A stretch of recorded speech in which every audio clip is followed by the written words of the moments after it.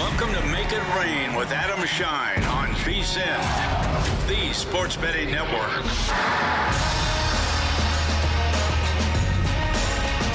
Coming to you live from Burke, Canada at the D here in downtown Las Vegas. I'm Scott Seidenberg in for Adam Shine. It's Make It Rain here on VSiN, the sports betting network, as we come to you here on a Memorial Day, the official, unofficial, official kickoff to summer. Plenty of day baseball going on. We will get you up to date on everything around Major League Baseball. Set the schedule for later on today as well with best bets, yes, in Major League Baseball. Plus, our very own Adam Burke, VSiN senior editor, will join us for his best baseball bets coming up on the program. And the playoff action, yes. Playoffs resume in both the NBA and the Stanley Cup. And last night we saw one of the most historic things that we can say in this NBA playoffs, which is crazy because it seems like every night there's something historic that's happening in these NBA playoffs. But the New York Knicks come from 20 points down in Game 3 of the Eastern Conference Finals and beat the Indiana Pacers last night 106-100 as the Knicks now set the NBA record, and the data goes back to about 2003 or so, but the record for the most 20-point come-from-behind wins in a single NBA postseason with 3 of them. That's right, 3 come-from-behind wins by 20 points or more already in these NBA playoffs. And last night, I was on Live Bet Sunday here on VSiN, going through this game, trying to figure out what bets to place over the course of the night. And at half, the Knicks were down 13 points. Live line was plus 10.5. Could have gotten plus 400 or so on the money line at some point in the second quarter. When they were down as many by 20, you could have gotten plus 800, even higher on the money line. And I said to the audience last night, and I'll repeat it today because it's something I firmly believe when it comes to especially these NBA playoffs. There's a difference between being surprised and being shocked. And I said this last night at the half. If the Knicks came back and won that game against the Pacers, would I be surprised? Yes. Would I be shocked? No. And the reason I'd be surprised is because the Knicks were terrible in the first half. They couldn't hit a shot from 3. The Pacers couldn't hit a shot from 3 either. I mean, both teams were abysmal from three-point range, but the Knicks were turning the ball over. The Pacers were getting out in transition. The Pacers finished that game last night with 16 fast break points. They had 14 in the first half. That was the difference. With all the Knicks turnovers, the Pacers scored 22 points off the turnovers. They were getting out in transition. They were getting those easy buckets. And the Knicks had no answer because they kept shooting the 3 and they kept missing the 3. Karl-Anthony Towns was non-existent. Jalen Brunson got in foul trouble early. And I said if the Knicks came back to win this game, I'd be totally surprised. But would I be shocked? The answer was no. Because as we've seen throughout these NBA playoffs, the comebacks are real. The ability to come from behind, down 10, down 15, down 20, is so easy nowadays that it should not shock you that these teams blow these leads. Tom Thibodeau, after the game last night, talked to the media and said, you know, with the three-point shot, with analytics coming into play and everyone taking more threes, you're only 2 minutes away from coming back from a big deficit.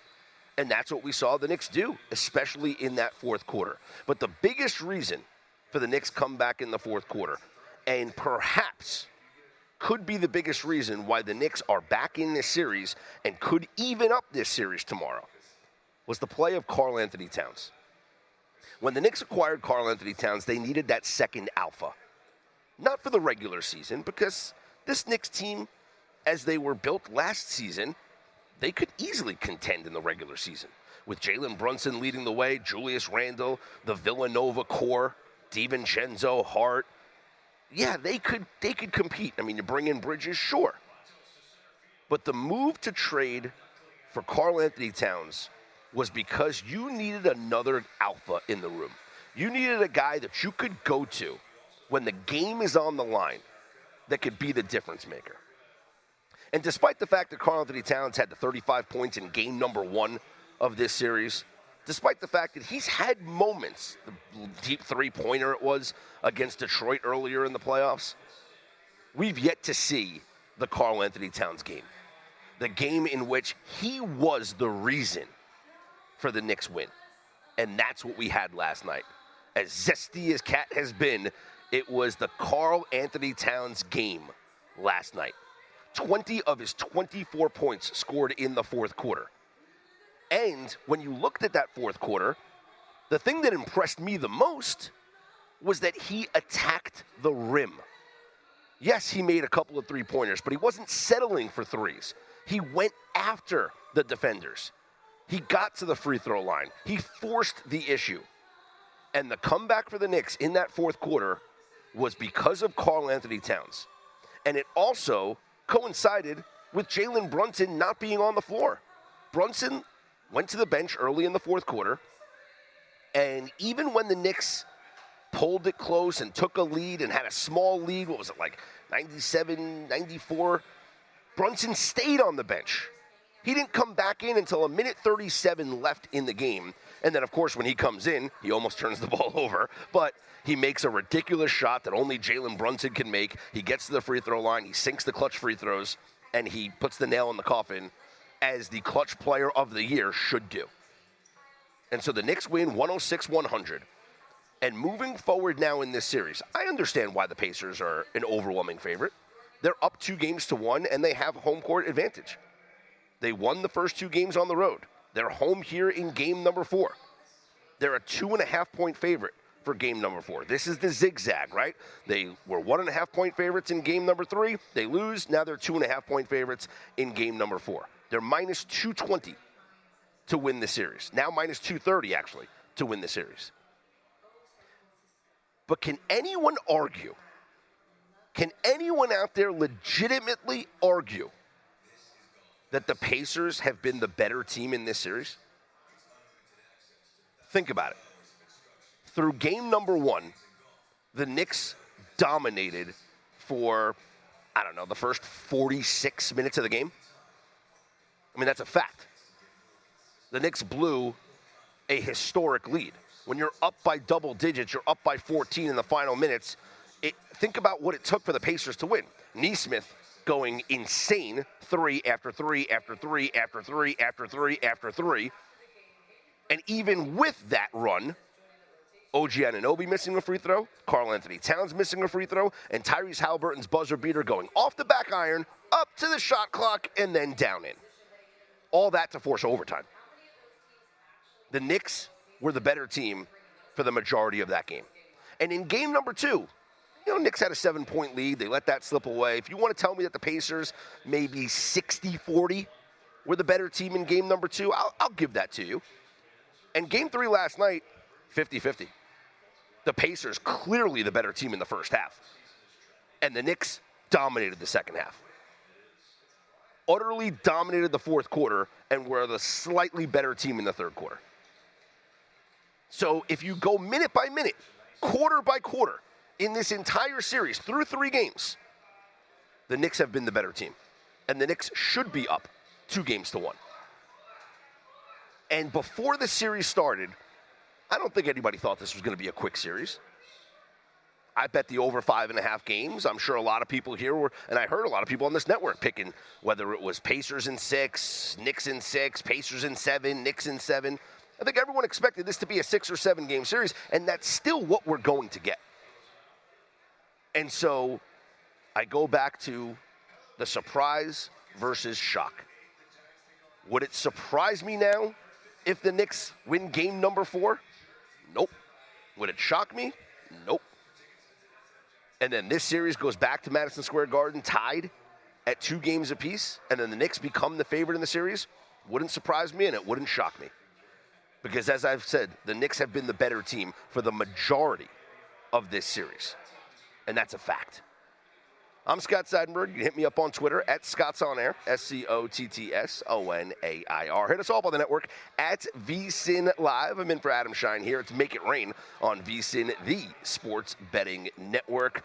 We also had Stanley Cup playoffs yesterday, a matinee between the Oilers and the Stars. Edmonton winning in a rout. I mean, this is a team that go back to that game number 1, and the clip that's going viral on social media is Connor McDavid and Leon Draisaitl looking at each other on the bench and giving a nod. And it's like, that was the moment when the Stars should have known that they were out of this series. But I don't think they're out of it just yet. So Edmonton's been the better team. Edmonton with the 6-1 rout yesterday, and we all know that how good this team is. And yes, we could very easily be headed towards a Stanley Cup rematch between the Oilers and the Florida Panthers. But the hockey's a funny sport because we could talk about momentum, but it comes down, honestly, to each individual game and whether or not the goaltender has it that game or doesn't have it. And if Jake Ottinger bounces back in a Game 4 performance and keeps the Stars in the game, would it surprise you? They come back and they even up this series? No. Would it shock you? No, it wouldn't. Hey, smarter bets start with VSiN Pro, and now is the time to join. Through May 31st, lock in 14 months for just $1.99. That's 2 extra months for free when you use promo code PRO at checkout. That's less than 50 cents a day for a daily email with best bets from VSiN hosts and guests, real-time betting splits from DraftKings and Circa, 24/7 live video and replays on the VSiN Watch app, plus full access to VSiN.com's analytics, trends, and expert breakdowns, and of course, you get the 2025-26 NFL betting guide when it comes out this summer. This limited time offer ends May 31st. Don't miss out. Go to VSiN.com/subscribe. Use promo code PRO to sign up now. That's VSIN.com/subscribe. We'll update you on the Major League Baseball in action right now on this Memorial Day and get some bets for the games that are about to start here on Make It Rain on VSiN, the Sports Betting Network.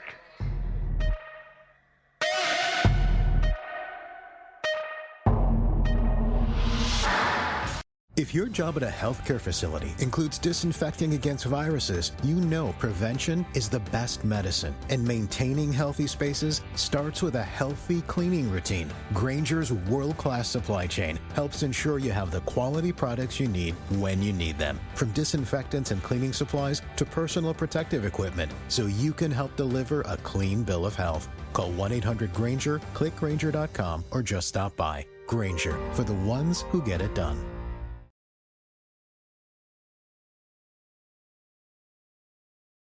You're watching Make It Rain on VSiN, the Sports Betting Network.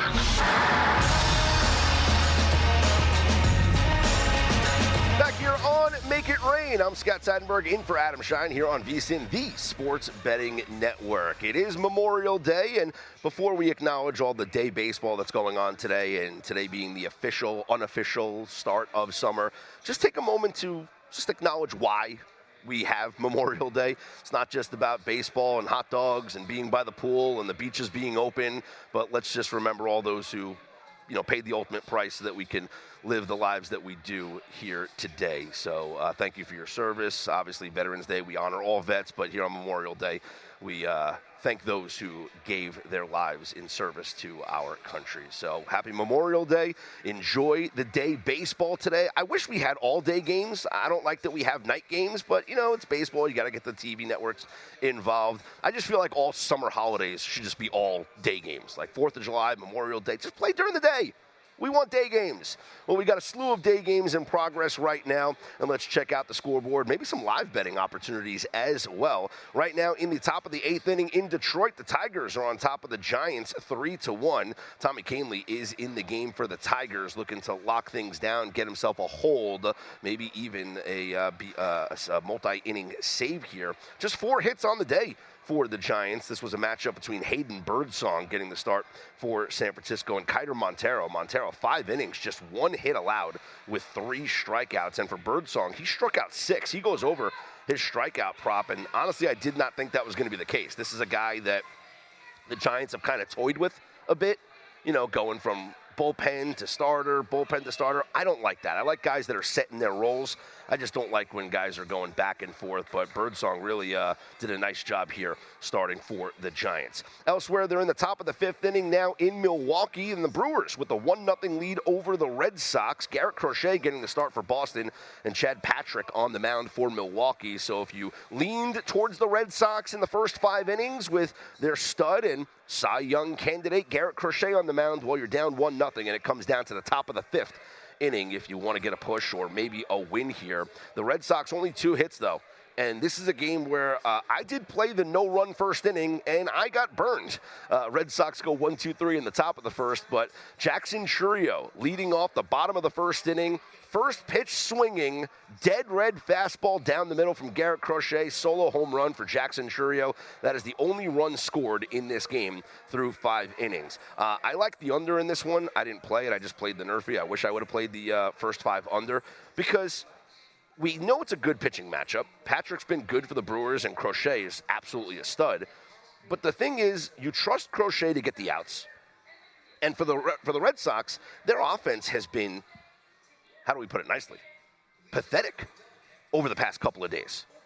They scored 2 runs combined in the final 2 games of their series against the Orioles. If not for their 13-run outburst in the 8th inning against a weak Orioles bullpen and position players coming, in that game, this offense has been terrible. And once Alex Bregman went down with his injury, which happened during that doubleheader there against the Orioles, they haven't done anything. As I mentioned, just 2 runs in the final 2 games without Alex Bregman, and they have not scored on just 2 hits here through 5 innings against the Milwaukee Brewers. Brewers are 1 out away from cashing that first 5 bet if you took Milwaukee on the first 5 at a little plus money price here going up against Crochet and the Red Sox. They're in the top of the 5th inning at Wrigley, and the Cubs have a 1-0 lead over the Rockies. Jamison Tyone pitching for the Cubs, and Carson Palmquist getting the start for the Rockies. For Palmquist, he has gone 4 innings, allowed just 1 hit, 1 run, 2 walks, and 4 strikeouts. Meanwhile, Jamison Tyone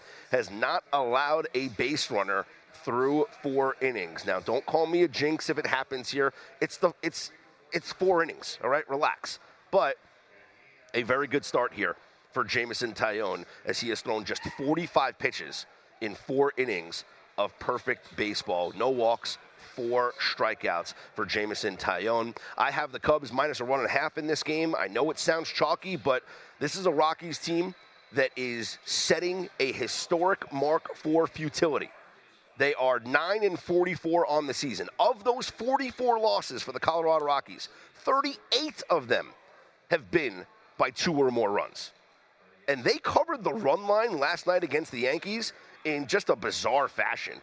And I lost that, to be honest with you. Full disclosure, I had Yankees minus a 1.5. They were up 5-3 going into the 8th inning. And Luke Weaver, Yankees closer, gives up the first home run he allowed all season. He gives it up to Mickey Moniak to lead off that bottom of the 9th inning. Yankees go on to win 5-4, but the Rockies do cover the run line, and that's something that they just have not done this season. As I mentioned, 38 of their 44 losses have been by 2 or more runs. So you are making a killing this year. If all you're doing is just saying, I'm betting against the Rockies, I'm laying the minus 1.5. Whatever the juice is, you are making a killing. So I laid the minus 145 on the Cubs, minus a 1.5, and they will head to the bottom of the 4th inning at Wrigley with a 1-0 lead over Colorado. They're going to the top of the 2nd now in Baltimore. The Orioles with a 1-0 lead over the Cardinals. So Baltimore cashing that yes run first inning as they get a Henderson fielder's choice scoring Jackson Holiday. That is the only run of the game that scored in the first inning. Eric Fetty getting the start for the Cardinals, and Charlie Morton for the Orioles. Now, if we're looking at a live bet here, I got to be honest with you. I don't like Charlie Morton. I like fading Charlie Morton. He has not been good this entire season, and this Orioles bullpen hasn't been good. And the O's coming off of a couple of good performances against the Red Sox. That's because the Red Sox haven't shown the ability to hit, but they use a ton of relievers over this weekend. Because of the extra inning game, because of the doubleheader, they used a ton of relievers. And so if Morton doesn't give them length here, I think the Cardinals have a real opportunity to score some runs. Right now, your live total is at 8.5. It is minus 120 to the over.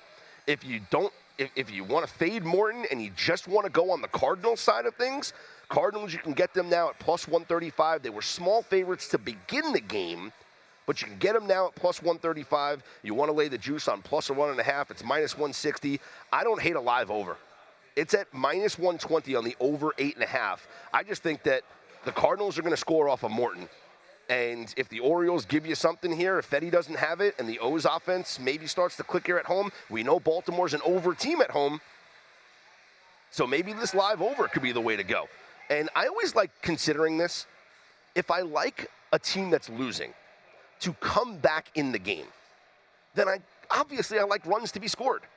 Now, this applies to live betting later in the game. Like if you have a situation where a team is down 4-3 in the 6th inning, 7th inning, or whatever, and you like that dog to come back, well, you've already got 7 runs in that game. If you think the dog comes back and wins, that means you're getting at minimum 9 runs. So if the total is 9.5, I'll play an over 9.5 as opposed to playing that underdog or the team that's losing to come back and win, because I'm giving myself the cushion of the team that's already winning scoring another run or so. And if I'm already confident that the team that's losing is going to score runs to come back, well, then I'm right there with the total anyway. So if I think the Cardinals are going to score runs, sure, I can bet them at plus money now. They're down 1-0. But maybe we just give ourselves the cushion of the Orioles hitting as well, and we just go with a live over here of 8.5. Plenty more baseball to discuss. Coming up next, we're going to be joined by our very own Adam Burke, senior editor at VSiN.com, as he breaks down his favorite bets for the Major League Baseball slate. Coming up tonight, it is game number 4 between the Timberwolves and the Thunder, Western Conference Finals in the NBA, after we keep seeing it at night in and night out. Another historic result in the NBA playoffs, where the Timberwolves, perfect storm, right? They come out and they win by 40 points. That was both surprising and shocking that happened. I couldn't believe what I saw. I thought that, and I thought maybe it was a good opportunity. You can live bet the Thunder when they were down early, because surely they weren't going to continue to get blown out. And look at the amount of comebacks we've seen. We've had the most 15 or more point comebacks in these NBA playoffs than we've had ever since the tracking went back. But the Thunder never came back. SGA was bad. And the Timberwolves go on to blow them out 143-101. But does that carry over into the next game? OKC is a dominant favorite still in this series. And they're -3 tonight. So think about what the market's saying. You got blown out by 40, and we don't care. You're still a 3-point road favorite tonight. And you know something? The market's right. The market's right. More on that game coming up a little bit later on. Hey, VSiN fans, how would you like to play the Circa Survivor or Circa Millions contest for free this season? That's free. Well, Winner's Circle Proxy is giving away one $1,000 entry to each contest for free. And get this, you're going to get paired with a VSiN host for strategy all season long. So enter now for your chance to win. Visit winnerscircleproxy.com/VSiN. That's winnerscircleproxy.com/VSiN. Adam Burke joins me next. This is Make It Rain here on VSiN, the Sports Betting Network.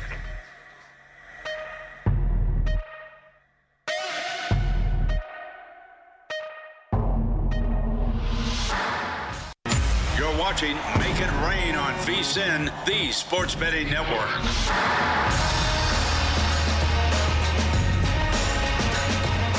Back here on Make It Rain, I'm Scott Seidenberg, in for Adam Shine, here on VSiN, the Sports Betting Network, as we're monitoring all the Memorial Day baseball games in progress. And I jinxed Jameson Taillon, so Cubs fans can get at me in my mentions because I jinxed him.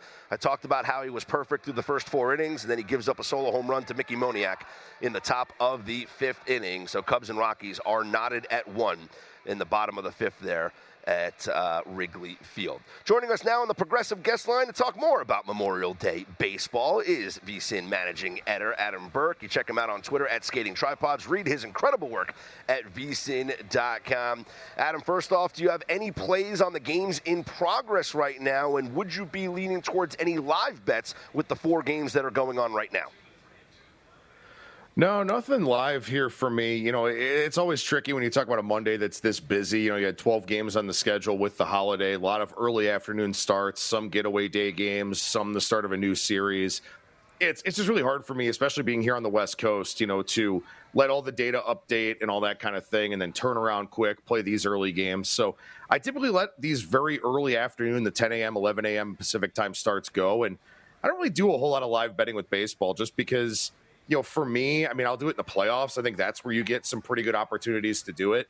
But I'm busy doing other stuff for VSiN, during the day to where I can't really watch these afternoon games. So I'll watch it at night. Maybe I'll fire some live stuff at night. But for the most part, I save that for the postseason. Taking a look at some games that are coming up momentarily at the top of the hour, about a half an hour or so away from first pitch. Jacob deGrom back on the mound for the Rangers at home against the Blue Jays and Kevin Gausman. We got a low total in this game, and I understand it because the Texas Rangers, they can't score, and the Blue Jays have shown that their bats have been quiet in the 3 games against Tampa, where they scored 2 runs, getting swept in those 3 games. So a low total here of 7. That being said, Adam, it's so hard to bet an under in Major League Baseball when it's this low. What's your take on this game between these 2 pitchers and these 2 offenses? Yeah, especially because both of these bullpens have been a little bit erratic, to put it nicely, especially that Toronto bullpen. They've kind of been all over the place week to week. You don't really know what you're going to get. But you've got 2 good starters here, 2 guys capable of missing bats, 2 guys that, generally speaking, are pretty good about keeping the ball in the ballpark. But you mentioned it, man. It's a really, really big red flag to go to Steinbrenner Field, to be playing outside in the warmth, in the humidity, and not be able to do anything offensively. This Toronto offense, they got off to a pretty good start, has really gone in the tank for the last 6 weeks or so. And, George Springer got off to that really good start, and people are like, oh, did he turn the clock back? Is he going to kind of, tap into the fountain of youth?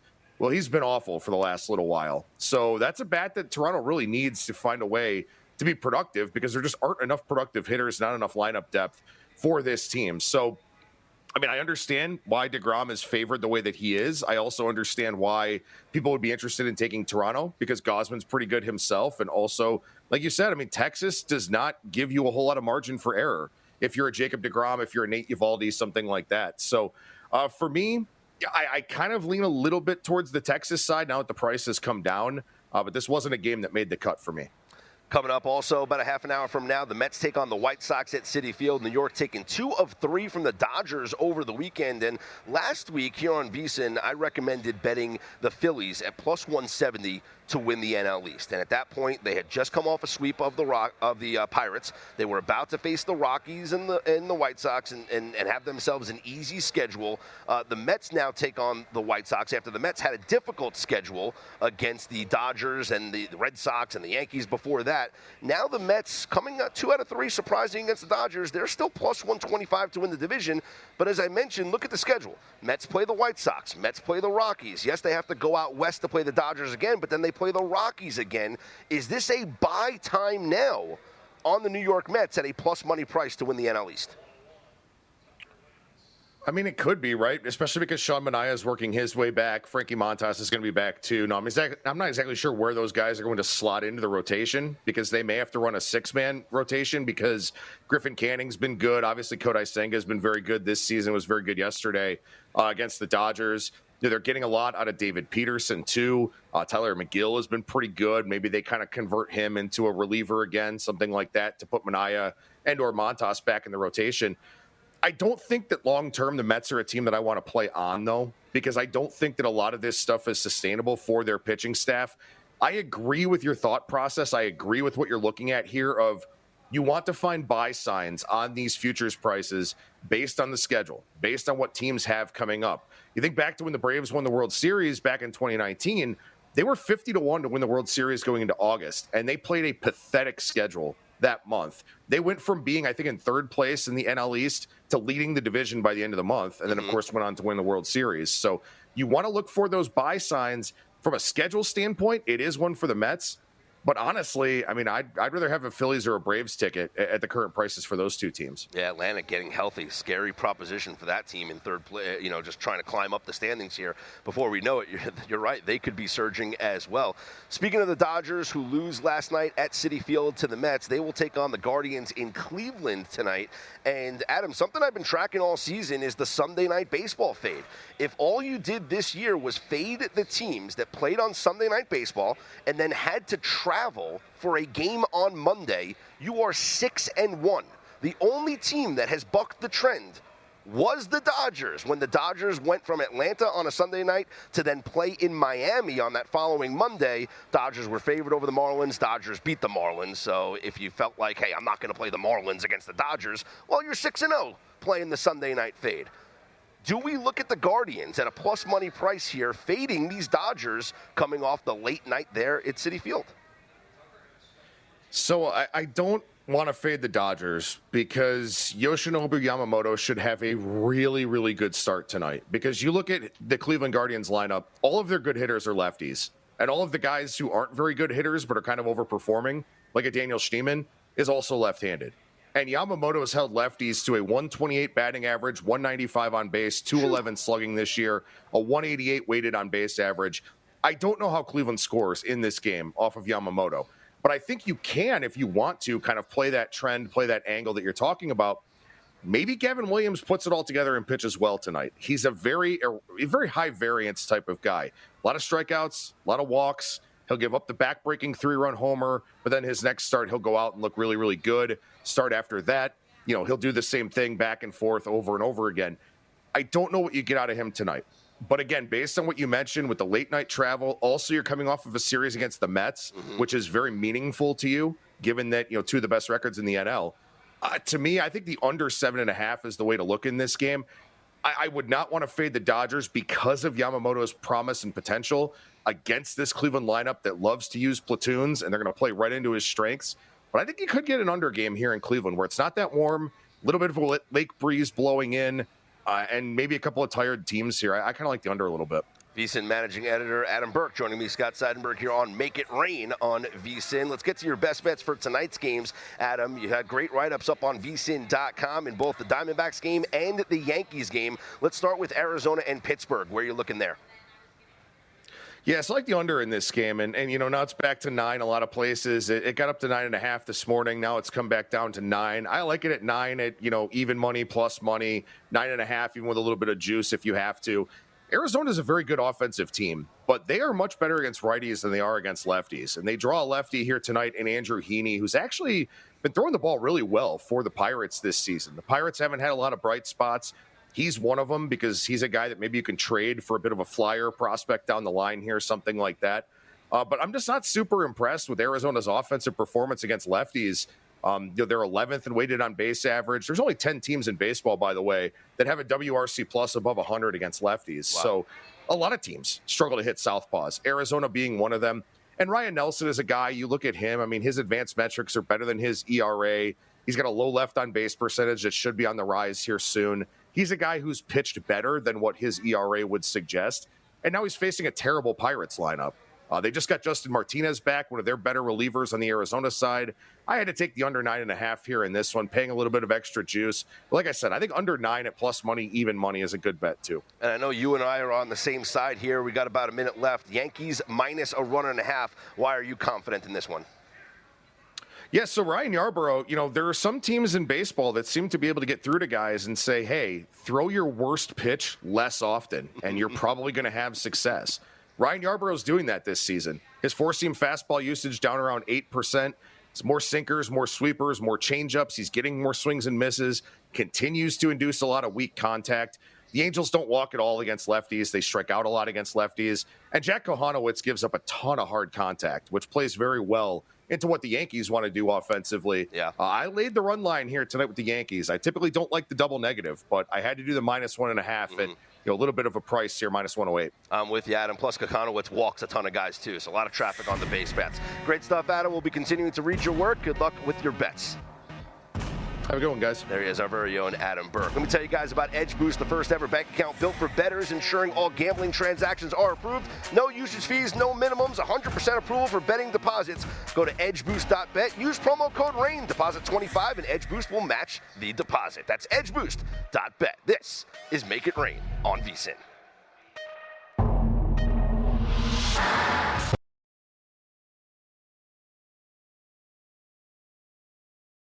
You're watching Make It Rain on VSiN, the sports betting network.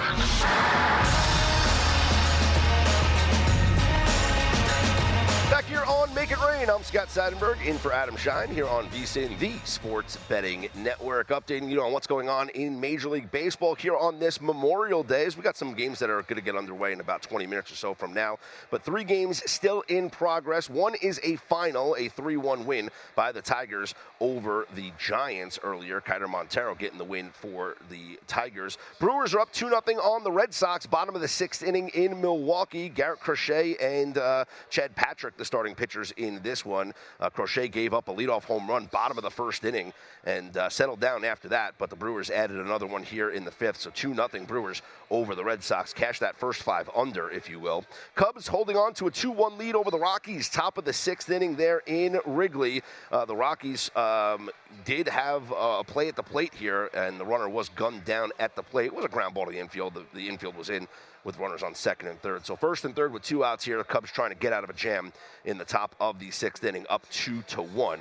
Bottom of the 3rd, the Orioles with a 2-0 lead over the Cardinals. Eric Fetty starting for St. Louis, and Charlie Morton getting the start for the O's. So 2-0 Orioles, bottom of the 3rd inning there. They do have a runner on first, though, with 1 out, looking to add more. And the Cubs do get out of the inning, so they will head to the bottom of the 6th, holding on to that 2-1 lead. And we need more runs for our Cubbies, minus a run and a half. And the stat that I gave out earlier, why we played the 1.5. Usually we don't do it with home teams, but we're not afraid against the Colorado Rockies. 38 of their 44 losses by 2 or more runs. Now that's going to be a theme as we take a look at tonight's action on the ice.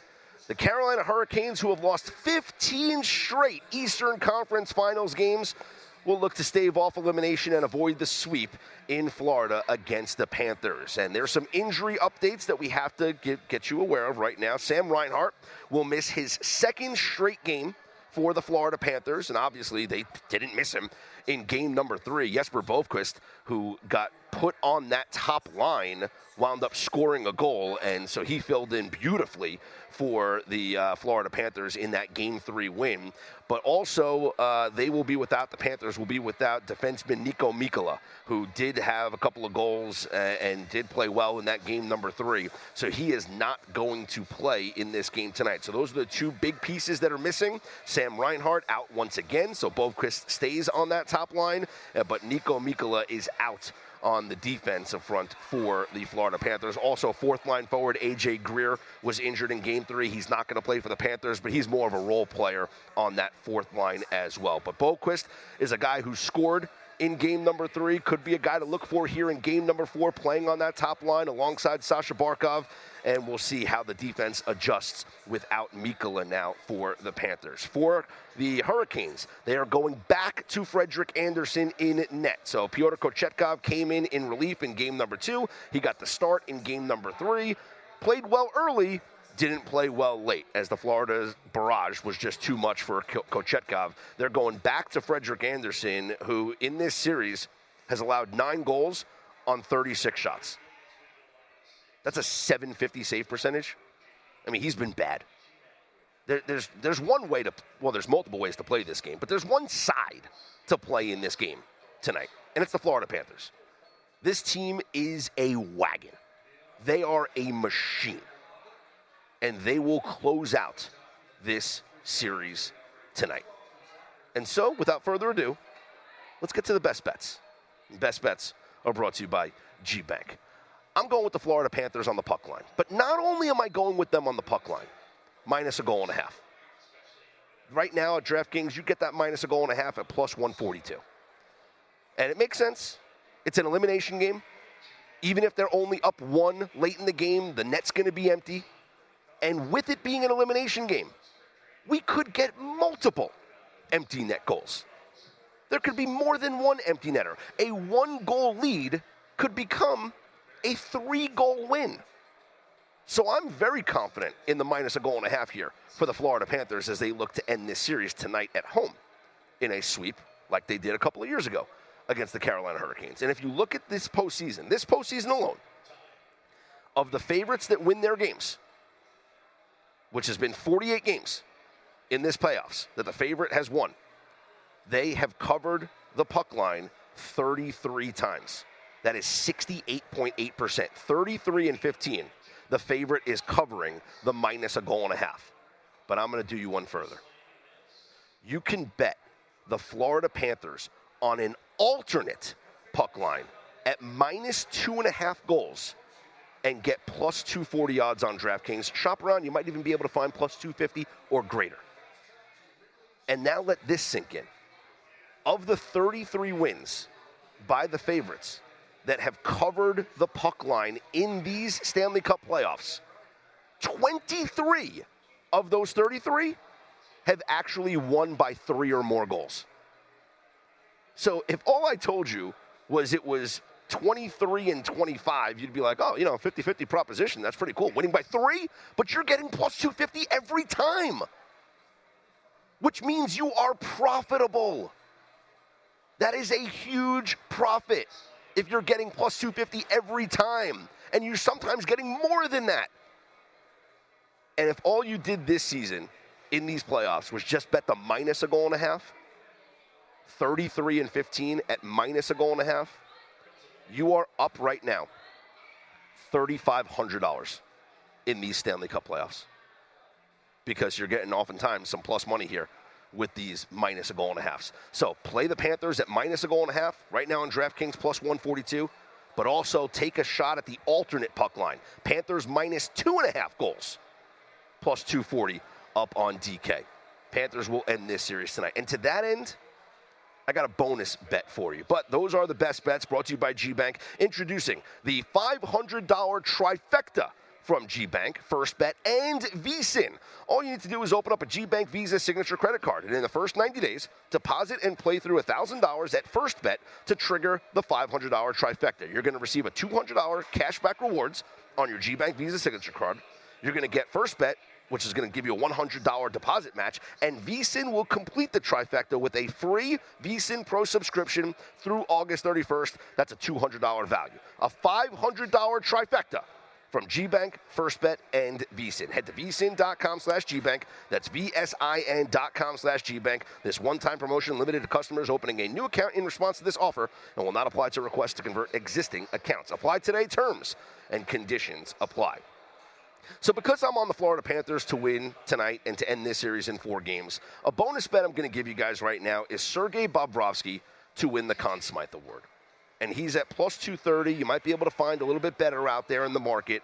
But the reason why I like betting on Sergei Bobrovsky is because I believe that if the Florida Panthers win the Stanley Cup, he's the only guy that's going to win this award. Yes, we can look at, Alexander Barkov and think that maybe, he has a couple of goals and he's, great in the Stanley Cup final, maybe a what have you done for me lately type thing. But Bob's been so great this entire playoffs, the shutouts, the dominance, that he is the guy to win this award should the Panthers go on to win the Stanley Cup. Now, if it's Edmonton that wins the Stanley Cup, or Dallas comes back, beats Edmonton, and then they win the Stanley Cup, I can't say it's one guy. Sure, we can look at McDavid and we can buy in on the narrative and all that stuff, but it could be Leon Draisaitl, right?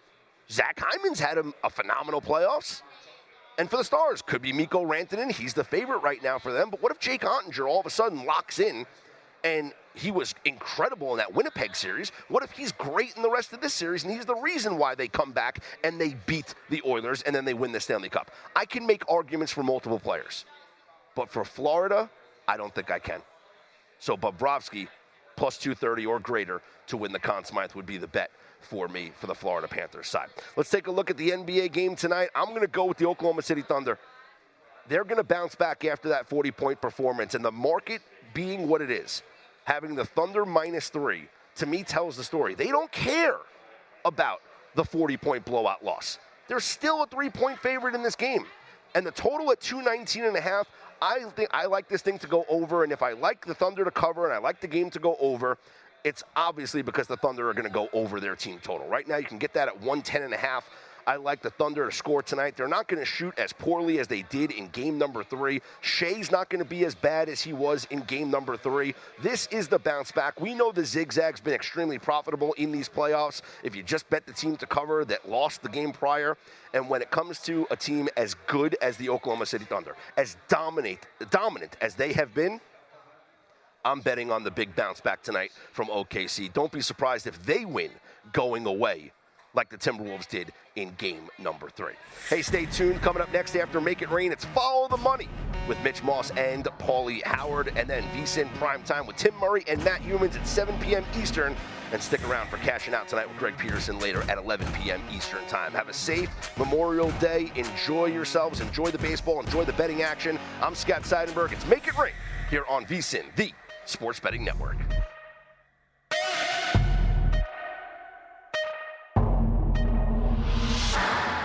For the ones who get it done, the most important part is the one you need now. And the best partner is the one who can deliver. That's why millions of maintenance and repair pros trust Grainger, because we have professional-grade supplies for every industry, even hard-to-find products. And we have same-day pickup and next-day delivery on most orders. But most importantly, we have an unwavering commitment to help keep you up and running. Call, click Grainger.com, or just stop by. Grainger, for the ones who get it done.